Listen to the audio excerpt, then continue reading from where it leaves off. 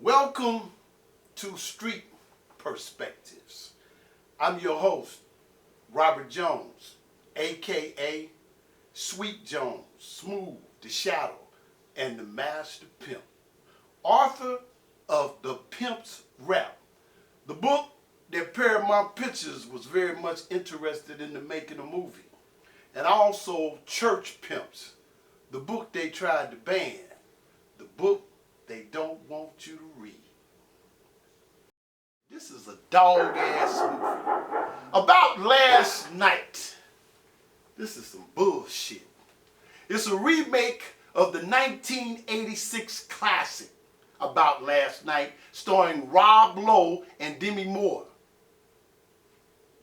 But you niggas fucked this up. You ain't nothing but a bunch of wannabes, low self-esteem Hollywood Sambos.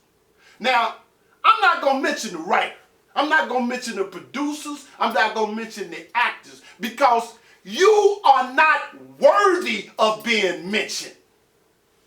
None of y'all. This right here, man, this shit got me all fucked up. I mean, I hate to see niggas do this shit. Did y'all know that the oldest surviving movie that was ever made was made in 1888?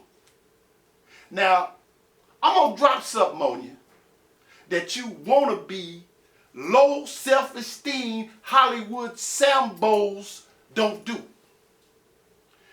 This is coming from an old school player. Check it out. Since 1888, no white man has ever took a black production and made it a white production. But you Hollywood Sambo niggas, that's all you do. That's all you do. You took The Wizard of Oz, starring Judy Garland, and made it The Wiz. That's what you do. You took The Bishop's Wife, starring Cary Grant and Loretta Young, old black and white movie, 1947. And then you redid it and called it The Preacher's Wife, starring Denzel Washington. Then you Sambo niggas took The Nutty Professor, starring Jerry Lewis, and you redid it with Eddie Murphy. Now you taking About Last Night, which was an all-white production, and now you Sambos is turned it over into a black production.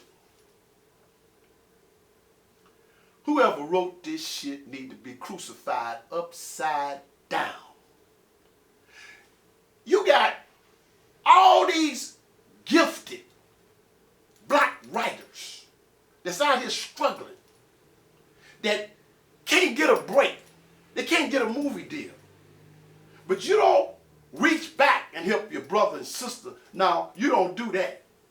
You go way over here to your slave master and you get his shit and you try to make it work. I'm telling you, man, I'm almost lost for words, man. I mean, and then we sit around and talk about being inferior. Yeah, you's inferior. You ignorant ass bastards. This movie was like watching pornography. All these nappy-headed niggas did was jump up and down. It wasn't no plot. Nobody was acting. It was pathetic. If anybody go watch this shit, they need to be arrested for being stupid. Now let's move on. Now let's keep the ball rolling. Get on up. It wasn't a good movie. It wasn't a great movie. It was a masterpiece. And whenever I review masterpieces, I always stand up and respect it. Because a movie like this one comes around once in a lifetime. There was so much raw energy in this movie that one felt as though there was an unknown force, a spirit, if you may, that transformed itself into pure magic. The movie was electrifying, provocative, extremely powerful, fascinating, devastating, entertaining, extraordinary. But most of all, it was unique. It was original. The movie was a blockbuster.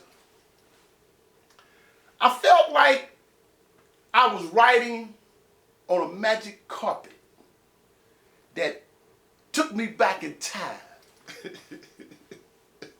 And for those few hours that I sit there in the theater, being mesmerized by that funky soundtrack that only James Brown could throw down, I didn't want to come back. Come back for what? A bunch of idiots killing one another like flies? An insane society that cares more about a pit bull than they do an innocent child.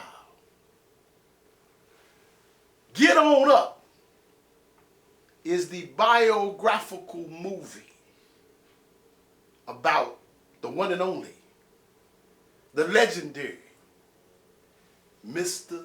James Brown. If you feel as though you can't make it, if you feel sometimes that you might have low self-esteem, by any other reason, you should watch this movie. Get On Up. Abandoned from his mother and father, convicted felon, 7th grade education. And to top it all off, he was born black. Grew up to be the godfather of soul, the one and only Mr. James Brown.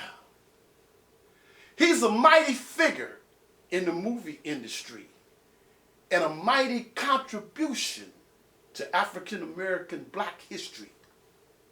The movie captured an era that is long gone, never to come back.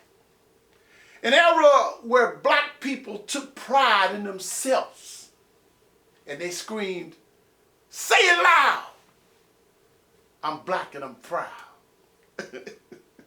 As a kid, I remember everybody used to say, "James Brown is down there on Lynn Street. He getting ready to go in Parker's and get his hair done."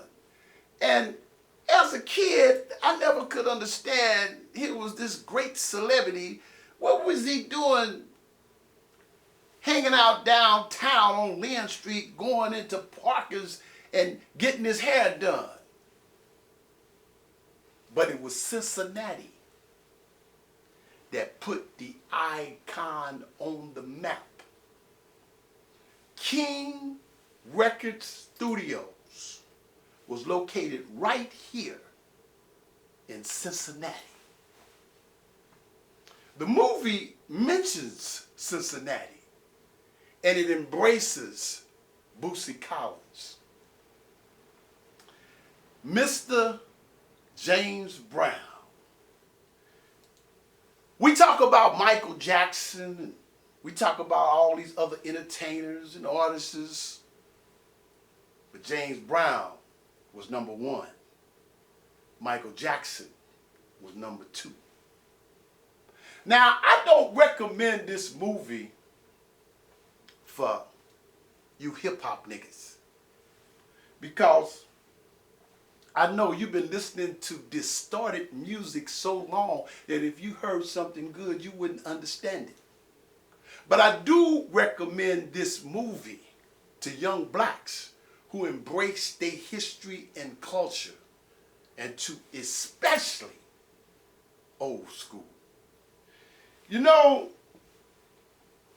I don't know if there's a heaven for us old school players, but if it is, I know James Brown is up there doing his thing. Peace. I'm out of here.